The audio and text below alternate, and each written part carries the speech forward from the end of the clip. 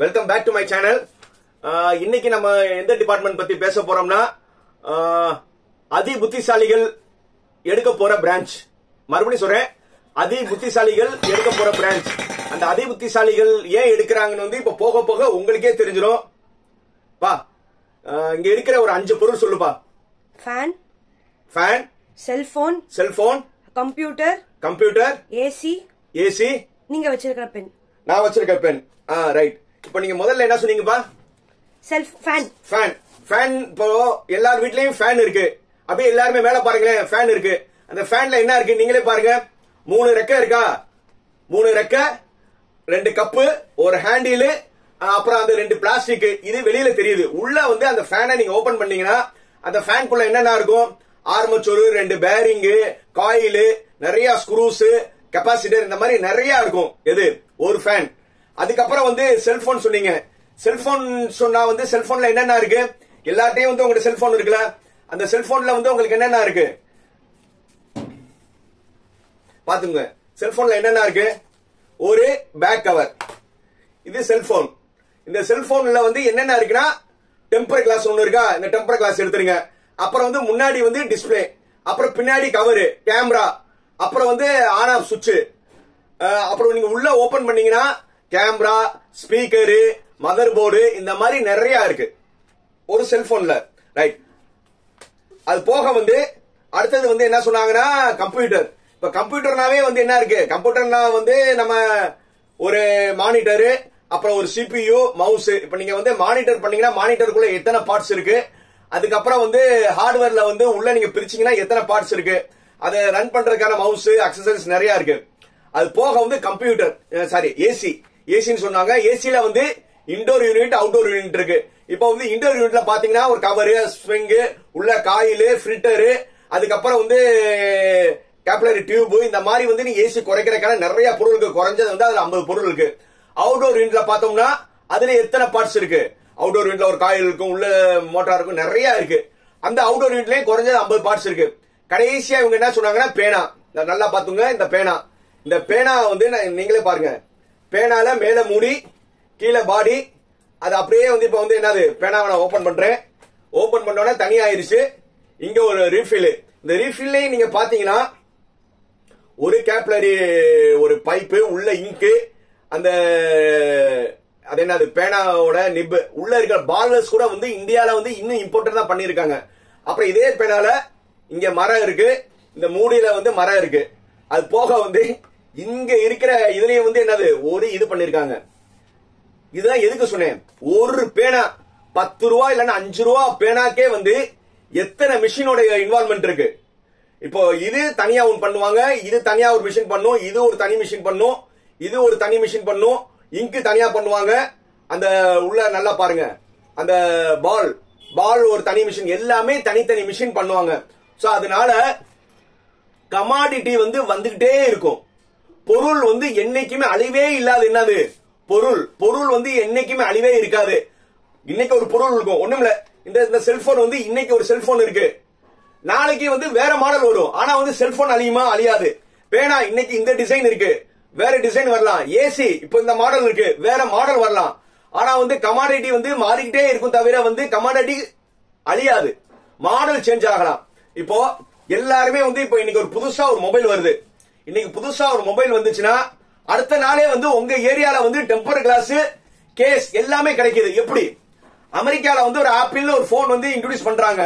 ஆனா மறுநாள் வந்து இங்க லோக்கல்ல என்னது ரிச்சி ஸ்ட்ரீட்லயும் லோக்கல் நீங்க எந்த செல்போன் கிடைக்க போனாலும் நேத்து ரிலீஸ் பண்ண செல்போனுக்கு கேஸ் கவர்ல இருந்து டெம்பர் கிளாஸ் வந்து மறுநாளே இங்க எப்படி கிடைக்குது?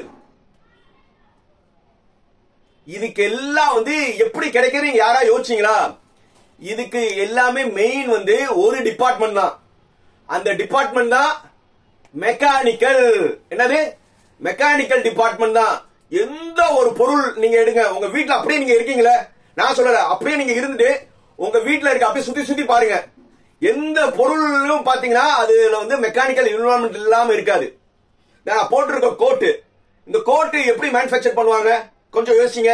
இந்த கோட்டு வந்து துணின்னு நினைக்கிறீங்க, அந்த துணி முதல்ல என்ன பண்ணிருப்பாங்க? ஒரு பஞ்சா இருந்திருக்கும், அது ஸ்பின்னிங் மில்ல வந்து நூலாக்கி இருப்பாங்க, நூலாய் வீவிங் பண்ணிருப்பாங்க. அப்புறம் வந்து துணி பண்ணிருப்பாங்க. துணி பண்ண பிறகு அந்த துணியை வந்து கடைக்கு வந்த பிறகு அந்த துணியை கட் பண்றதுக்கு எது தேவை? கத்திரிக்கோள் தேவை. அந்த கத்திரிக்கோள் நீங்க எடுத்தாலும் கத்திரிக்கோள் என்ன இருக்கும்? சில்வர் இருக்கும். அந்த கத்திரிக்கோள் பதப்படுத்துறதுக்கு கத்திரிக்கோள் ஹேண்டில் வந்து பிளாஸ்டிக்ல இருக்கும். எல்லாமே என்னது? தனித்தனி மிஷின். கத்திரிக்கோள் முடிஞ்ச பிறகு இந்த பட்டன் நல்லா தெரிஞ்சுங்க. இந்த பட்டன் ஒரு மிஷின். அதுக்கப்புறம் வந்து தைக்கிறதுக்கான ஊசி ஒரு மிஷின் சிவிங் மிஷின் ஒரு மிஷின். நீங்க வந்து ஒரு சட்டை நினைக்கிறீங்க, ஆனா அந்த சட்டைக்கு எத்தனை மிஷின்ஸோட இன்வால்வ்மெண்ட் இருக்கு.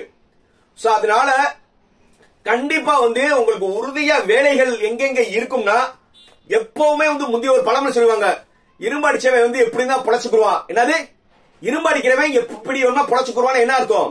இரும்பு அடிக்கிறவன் சொல்லி அந்த காலத்தை சொன்னது யாருன்னா மெக்கானிக்கல் காரவங்க. ஏன்னா அந்த காலத்து முன்னோர்களுக்கே தெரிஞ்சிருக்கு இரும்பு அடிச்சவன் எப்படிதான் பொழைச்சுக்குருவானா என்னது? மெக்கானிக்கல் காரை வந்து எப்படி இருந்தா அவங்க வேலை கிடைச்சிரும். புரியுதா? வேலை வந்து அவங்களுக்கு எனி வேலை உறுதியா கிடைச்சிரும். அவங்க படிச்சுட்டு இருக்கும் போதே வந்து அத்தனை இண்டஸ்ட்ரியல் இருக்கு, ஈஸியா வேலை கிடைச்சிரும். மேபி இனிஷியலா அவங்க சேரும்போது மேபி சம்பளம் கம்மியா இருக்கலாம். போக போக போக போக மெக்கானிக்கல் படிச்சவங்களுக்கான மதிப்பு கூடிக்கிட்டே இருக்கும்.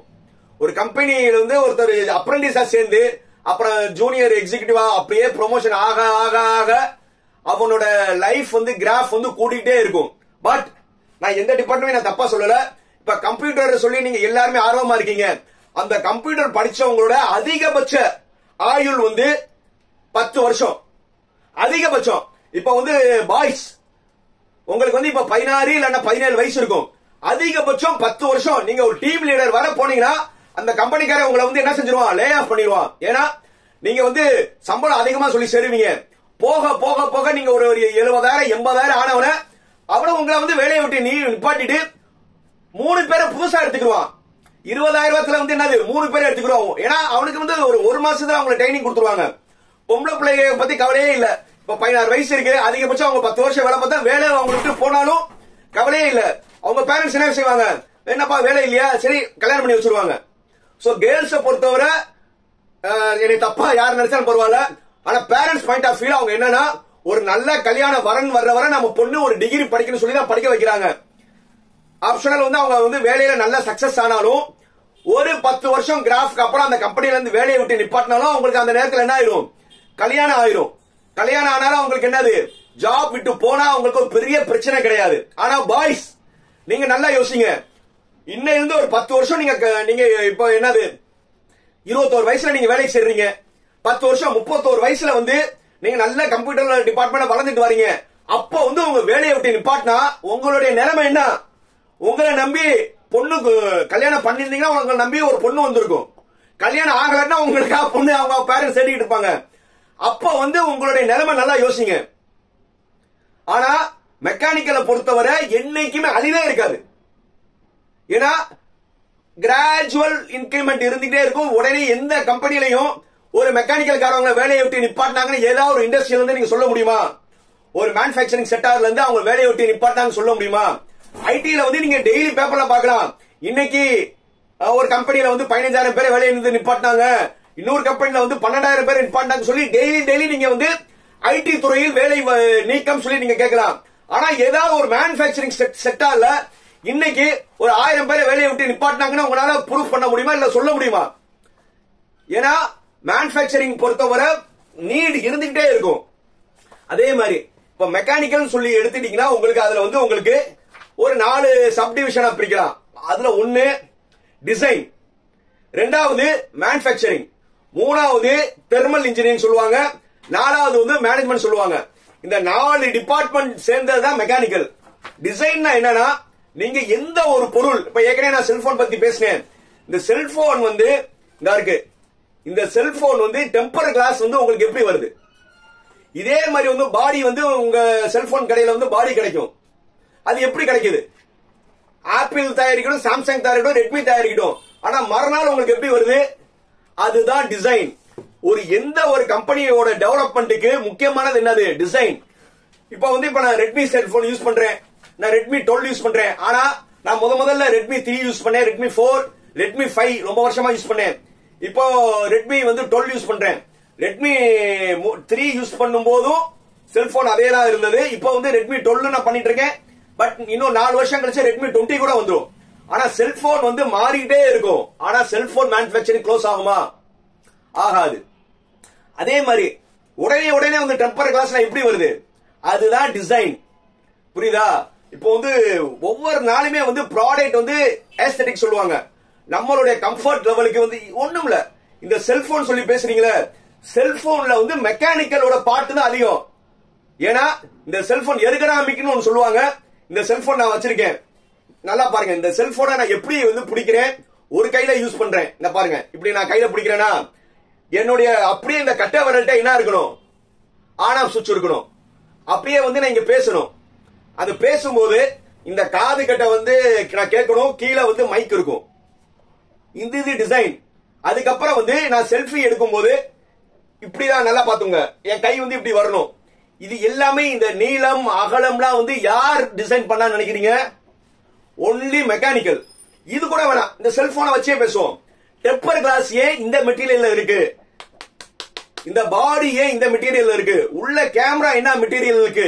இது எல்லாமே யார் சொல்லணும்? ஒரு மெக்கானிக்கல் டிசைன் இன்ஜினியர் தான். இதே இது வந்து ஒரு காலத்துல செங்கல் சொன்னாங்க வந்த செல்ல. அந்த செங்கல் போன்ல வந்து ஒரு ஆண்டனா வச்சுக்கிட்டு இருந்தது. போக போக போக போக செல்போன் டெவலப்மெண்ட்டுக்கு யார் மெயின் காரணம்? Mechanical design engineer. First department என்னது? டிசைன். எது இருந்தாலும் டிசைன் தான் ரொம்ப முக்கியம். ரெண்டாவது மேனுபேக்சரிங். நீங்க எந்த பொருள் தயாரிக்கனாலும் ஒரு மிஷின் வேணும். மிஷின் வந்து மேபி அது ஆட்டோமேஷனா கூட இருக்கலாம். ஆனா மிஷின் இல்லாத எந்த வாழ்க்கையும் கிடையாது. ஏன் உங்க வீட்டுல உங்க அம்மா தோசை சுட்டு கொடுக்குறாங்களே, அந்த தோசை கல்ல என்னது? இரும்புல இருக்கிற தோசைக்கல் தானே. அந்த இரும்புல தோசைக்கல் எப்படி வந்திருக்கும்? முதல்ல பழைய இரும்புலாம் உருக்கி இரும்பு பார் பண்ணுவாங்க. அந்த இரும்பு பாரை வந்து ரோலிங் மில்ல இருந்து இது பண்ணுவாங்க. அதுக்கப்புறம் ஒரு ஷீட்டா ரெடி பண்ணுவாங்க. அந்த ஷீட் ரெடி பண்ண பிறகு அந்த ஷீட்டை வாங்கிட்டு போய் வந்து என்னது, ஒரு ஆர்ச் வச்சு கட் பண்ணி உங்களுக்கு என்னது ஒரு தோசைக்கல் வரும். இந்த தோசைக்கல் உங்களுக்கு வர்றதுக்கே வந்து 7-8 ப்ராசஸ் இருக்கு. எல்லாமே வந்து மெக்கானிக்கல் இன்வால்வ்மெண்ட் இல்லாம எதுவுமே கிடையாது. அதனால நல்லா தெரிஞ்சுங்க சார். சாஃப்ட்வேர் இருந்தா தான் டெவலப் பண்ணா. மெக்கானிக்கல் அத்தனை சாஃப்ட்வேர் இருக்கு. AutoCAD Pro, ANSYS, SolidWorks, Fusion 360. இந்த மாதிரி வந்து மெக்கானிக்கல்ல வந்து சாஃப்ட்வேர் இல்லாத இல்ல. இப்ப நீங்க எல்லாருமே சாஃப்ட்வேர் சொல்றது கோடிங். கம்ப்யூட்டர் பையங்களா நீங்க படிக்கிற பேர் கோடிங் ஒண்ணுதான். ஆனா மெக்கானிக்கல்ல AutoCAD Pro, ANSYS, SolidWorks, இந்த மாதிரி நான் சொல்லணும்னா சொல்லிட்டே போலாம். அத்தனை சாஃப்ட்வேர் இருக்கு. இப்ப எந்த ஒரு இண்டஸ்ட்ரி ரெவல்யூஷன் ஆகணும்னா மெக்கானிக்கல் செக்டார் இல்லாம வந்து நீங்க என்ன செய்ய முடியாது. ஒரு இண்டஸ்ட்ரி ரெவல்யூஷன் ஆகவே ஆகாது. ஆட்டோமேஷன்ஸ் இப்ப எல்லாமே வருது. என்னது?